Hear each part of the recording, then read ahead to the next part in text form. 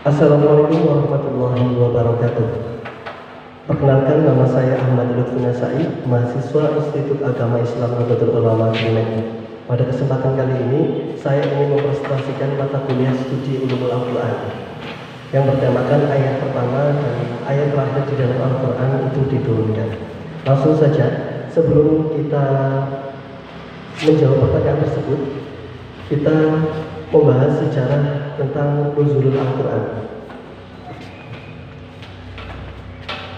Hari dan ayat pertama Al-Quran itu diturunkan. Al-Quran mulai diturunkan kepada Nabi Muhammad SAW ketika beliau itu sedang berkhalwat di Gua Hiro pada malam Senin, yaitu bertepatan dengan tanggal 17 Ramadan tahun 40 dari kelahiran Nabi Muhammad SAW. Itu kurang lebih tanggal 6 Agustus 610 Masehi. Ketika usia beliau itu mendekati 40 tahun, beliau itu telah banyak merenungi keadaan kaumnya itu yang menyadari banyak yang tidak sejalan dengan kebenaran. Beliau pun mulai sering uzlah atau mengasingkan diri dari kaumnya. Beliau itu biasanya bertahanus atau berdiam di Gua Hiro yang terletak di Jabal Nur dengan membawa bekal air dan ukuran dan roti gandum, dan kurang lebih Gua Hiro itu gua kecil yang berukuran lebar 1,75 hasta atau panjang 4 hasta dengan ukuran 0 hadid atau ukuran hasta dari besi. Beliau tinggal di dalam gua tersebut selama bulan Ramadan dan beliau itu menghabiskan waktu untuk beribadah di sana dan banyak merenungi kekuasaan Allah di dalam dunia ini yang begitu sempurna. Selama perenungan tersebut, beliau itu semakin menyadari bahwa keterpurukan kaumnya yang masih terbelenggu oleh keyakinan syirik. Namun ketika itu, beliau itu memiliki jalan yang terang dan manhaj yang belum jelas mengenai bagaimana jalan yang harus ditempuh oleh Nabi Muhammad SAW. Lanjut, ketika usia beliau genap 40 tahun, tanda-tanda kenabian semakin nampak dan bersinar. Di antaranya adalah sebuah batu di Mekah yang mengucapkan salam kepada beliau, dan Nabi Muhammad SAW bersabda, "Sungguh aku mengetahui sebuah batu di Mekah yang mengucapkan salam kepadaku sebelum aku diutus menjadi nabi. Dan aku masih mengenal sampai sekarang." Hadis riwayat Muslim. Kemudian di antara tanda lainnya yaitu mimpi-mimpi beliau yang disebut dengan ru'yah as-salihah atau ru'yah as-sadikah, dan ini itu merupakan salah satu tanda kenabian Nabi. Rasulullah SAW pernah bersabda, yaitu ar-ru'yah salihatu juz'um min sittatin wa arba'ina juz'an min nubuwwati, yaitu mimpi yang benar adalah salah satu dari 46 tanda kenabian menurut hadis riwayat Muslim. Ibnu Hajar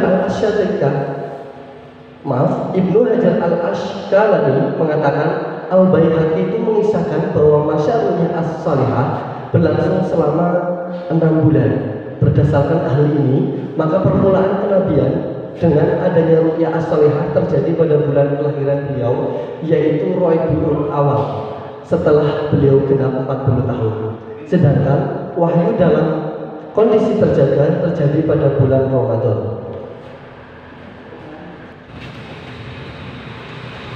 Lanjut, sesuai dengan kemuliaan dan kebesaran Al-Quran, Allah menjadikan malam pertama turunnya Al-Quran itu dinamakan malam Al-Qadar, yaitu suatu malam yang tinggi kadarnya. Ketika beliau sedang beribadah di Gua Hiro, tiba-tiba datang malaikat Jibril dengan membawa wahyu dan memeluk dan melepas Nabi Muhammad SAW.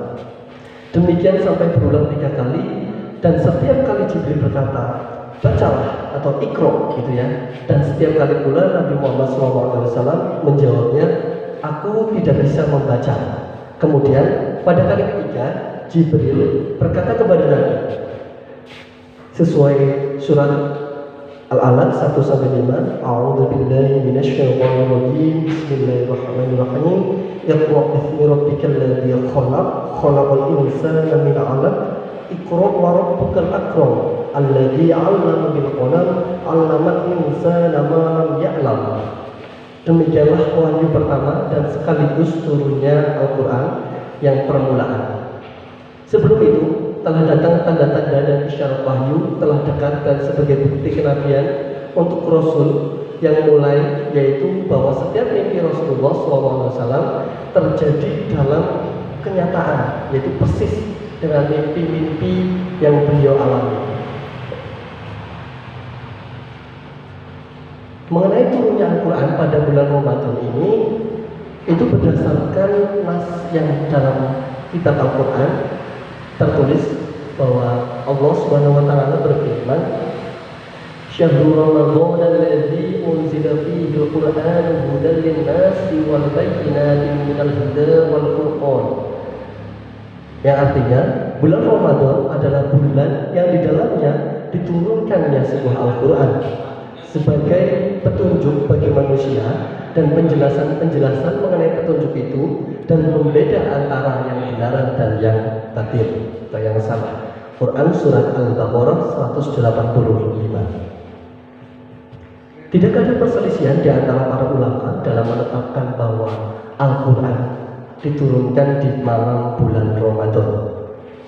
Ketetapan ini juga ditegaskan pada Quran surat Al-Anfal yang bertuliskan Bismillahirrahmanirrahim, in kuntum amantum billahi wa ma anzalna ala abdina yawmal furqan yawmal taqul jam'an, yang artinya, jika kamu beriman kepada Allah dan kepada apa yang kami turunkan kepada hamba kami Muhammad di hari Furqan, yaitu di hari bertemunya dua pasukan.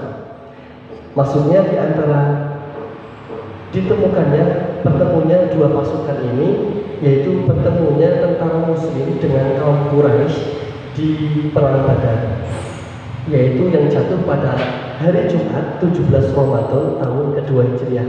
Walaupun kejadian ini itu berselang lama dan ringkasnya ini tidak bersatu sifat, namun tidak satu masa atau tidak satu tahun, ya, tidak satu masa terjadinya 17 Ramadan ini.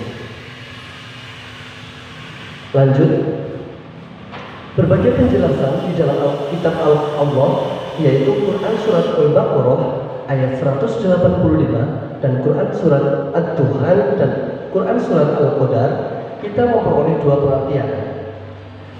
Yang pertama, permulaan Al-Quran itu diturunkan adalah dalam bulan Ramadan.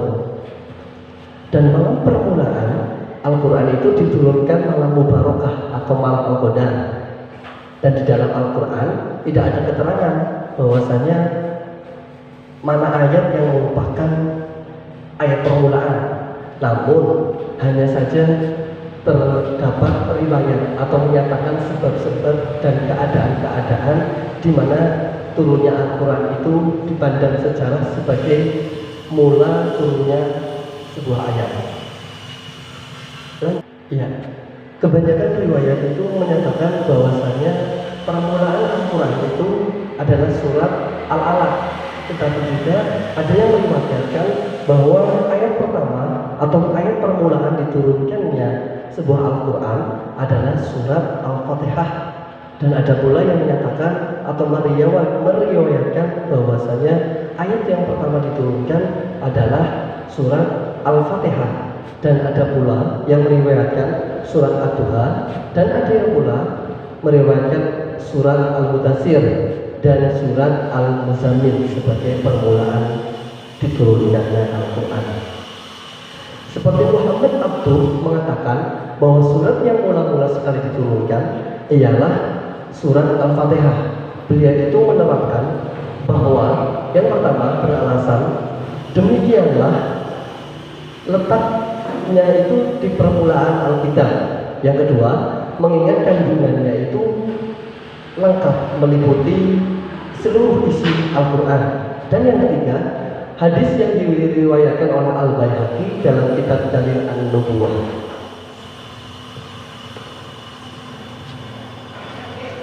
Menurut perpraktikan riwayat-riwayat yang bersangkutan, bahwa ayat-ayat permulaan surat Al-Alaq adalah permulaan wahyu. Ayat-ayat yang permulaan Al-Mudaththir itu permulaan yang diturunkan sesudah Nabi Muhammad SAW menerima wahyu yang pertama ketika beliau itu diselimuti oleh Khadijah dan atas suruhan beliau karena badannya yang gemetar melihat Jibril di atas bukit. Dan sesudah melihat yang pertama di Gua Hira, adapun Al-Fatihah itu ialah permulaan surat yang sempurna lengkap diturunkan sekaligus. Maksudnya seperti ini, bahwa pertahqiqan riwayat-riwayat itu memang menyatakan bahwa ayat permulaan yang pertama itu kebanyakan menyatakan surat Al-Alaq karena memang ini merupakan permulaan wahyu, dan surat Al-Mudaththir itu turun setelah Nabi Muhammad SAW menerima wahyu yang pertama, yaitu bacalah atau yang tadi Iqra surat Al-Alaq 1 sampai 5. Lanjut, kita bahas ayat yang terakhir. Ayat terakhir Al-Quran diturunkan. Ayat yang terakhir turun merupakan menurut pendapat jumhur adalah Bismillahirrahmanirrahim. Al-yawma akmaltu lakum dinakum wa akmaltu alaikum ni'mati wa raditu lakumul Islam madinah. Yang maksudnya perhatikan, pada hari Arafah telah aku sempurnakan agamamu untukmu dan telah aku cukupkan nikmatku pada bagimu dan telah aku ridhoi Islam sebagai agamamu. Quran surat Al-Maidah ayat 3. Jadi ini ada yang berpendapat bahwasanya surat Al-Maidah itu merupakan ayat yang terakhir diturunkan. Dan menurut riwayat Muslim dari Ibnu Abbas bahwa akhir surat yang diturunkan ialah surat An-Nasr. Demikianlah pendapat yang masyhur dalam kalangan ulama. Dan di samping itu ada juga beberapa yang masyhur lainnya yang diriwayatkan oleh beberapa sahabat. Riwayat itu telah diterangkan oleh As-Suyuti dalam Al-Itban. As-Suyuti dalam Al-Itban itu berkata, dalam menetapkan ayat-ayat yang diturunkan ada perselisihan ulama. Di dalam kitab beliau itu menyebutkan beberapa riwayat, dan paling rajih dan paling riwayat-riwayat itu ialah riwayat An-Nasa'i dari jalan Ikrimah dari Ibnu Abbas berkata, ayat terakhir yang diturunkan ialah sebagian Al-Quran yang pertama kali diturunkan adalah beberapa ayat dari awal Al-Alaq seperti keterangan yang telah lewat hadis riwayat Bukhari. Pendapat inilah yang sahih, rajih dan dipilih oleh beberapa ulama, yaitu beberapa ulama itu menyatakan kalau yang tadi adalah surat Al-Maidah ayat 3. Ada juga dari Imam An-Nasai dan As-Suyuti itu berpendapat atau bahwasanya ayat yang terakhir diturunkan adalah surat Al-Baqarah ayat 281 yang berbunyikan Bismillahirrahmanirrahim. Wattaqu yawman turja'una fihi ila Allah tsumma tuwaffa kullu nafsin ma kasabat wa hum la yuzlamun. Yang artinya, dan takutlah pada hari ketika kamu semua dikembalikan kepada Allah. Kemudian setiap orang diberi balasan yang sempurna sesuai dengan apa yang telah dilakukannya, dan mereka tidak dizalimi. Quran surat Al-Baqarah ayat 281. Adapun para ulama yang berpendapat bahwa ayat terakhir diturunkan adalah surat Al-Maidah ayat 3. Namun itu menurut beberapa ulama itu tidaklah benar, karena ayat-ayat ini itu diturunkan sewaktu Rasulullah SAW menjalankan haji wada, dan pada saat itu beliau itu sedang wukuf di Arafah dan masih 81 hari sebelum meninggalnya beliau. Dan pada hari 9 hari sebelum Nabi Muhammad SAW meninggal, masih datang wahyu, yaitu Quran surat Al-Baqarah ayat 281 dan di atas. Dan itulah ayat yang terakhir, bukan ayat surat Al-Maidah tersebut. Inilah pendapat yang betul. Jadi memang ada beberapa pendapat yang menyatakan bahwa surat Al-Maidah itu ayat yang terakhir. Sedangkan pada saat surat Al-Maidah itu diturunkan, Nabi Muhammad SAW itu sedang melakukan haji, yaitu sedang wukuf, tepatnya wukuf di Arafah. Dan itu kejadian tersebut itu masih 81 hari sebelum Nabi meninggal, dan 9 hari sebelum Nabi Muhammad SAW meninggal, beliau itu masih mendapatkan wahyu yang berupa Quran surat Al-Baqarah ayat 281, dan ini merupakan pernyataan atau pendapat yang betul bahwasanya ayat yang pertama, ayat yang terakhir itu adalah Quran surat Al-Baqarah ayat 281. Dengan turunnya ayat surat Al-Baqarah tersebut, maka wahyunya telah berhenti dan sekaligus terputuslah hubungan antara langit dan bumi. Dan Rasulullah SAW pindah ke Rafiqil A'la setelah turun ayat yang menghabisi itu, yakni serta menunjukkan manusia kepada agama Allah Subhanahu wa Ta'ala. Iya, langsung ada sebuah peringatan dari Imam As-Suyuti dalam kitab Al-Itiqan fi Ulumil Quran, yaitu menyebutkan beberapa pertanyaan yang dilontarkan kepada beliau dan sekaligus memberikan jawaban-jawaban yang sangat tepat. Yang pertama adalah dari hadis Jabir bin Abdullah, yaitu ditanya, apakah ayat yang pertama kali diturunkan ini? Dan ia itu menjawab, ya ayyuhal mudassir, bukankah ayat Iqra bismi rabbikal kemudian ia itu menjawab, aku diceritakan apa yang pernah Rasulullah SAW ceritakan kepadaku, dan beliau bersabda, aku berkhawat di Gua Hiro, setelah selesai aku turun dan masuk ke jurang. Aku lihat muka dan belakang kiri dan kanan, kemudian aku melihat ke langit, tiba-tiba Jibril membuatku gemetar. Segera aku datang kepada Khadijah, aku perintahkan mereka untuk menyelimutiku. Ya ayyuhal mudassir, hadis tersebut menunjukkan bahwa surat Al-Mudassir yang mula-mula diturunkan. Dan Imam Suyuti menjawab, sesungguhnya pertanyaan yang dimaksud adalah tentang turunnya surat yang sempurna, ya, surat yang pertama kali sempurna. Dan maka jelas surat Al-Mudassir, dan lebih dahulu ini surat Al-Mudassir lebih dulu sempurna daripada surat Al-Alaq, karena memang surat Al-Alaq ini pertama kali turun itu hanya ayat 1 sampai 5.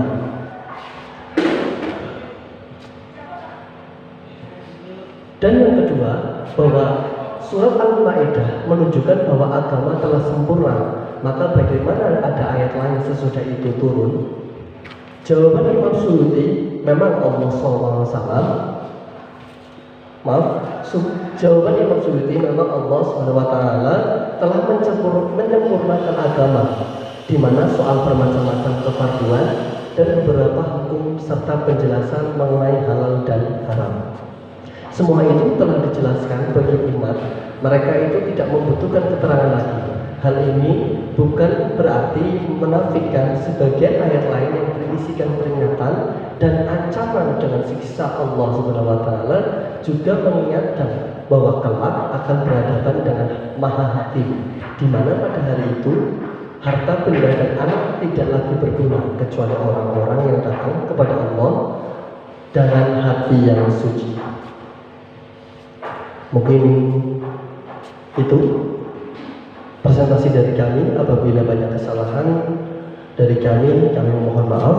Tentunya kami dalam mempresentasikan mengikuti rujukan buku yang telah kami baca, yaitu Sejarah dan Pengantar Ilmu Al-Quran dan Tafsir dari Hasbi As-Siddiqi, dan buku Ikhtisar Ulumul Quran Praktis dari Syekh Muhammad Ali As-Salih. Ya, mungkin demikian beberapa penjelasan dari kami. Apabila banyak kesalahan atau hal-hal yang tidak berkenan dari kami pribadi, mohon maaf.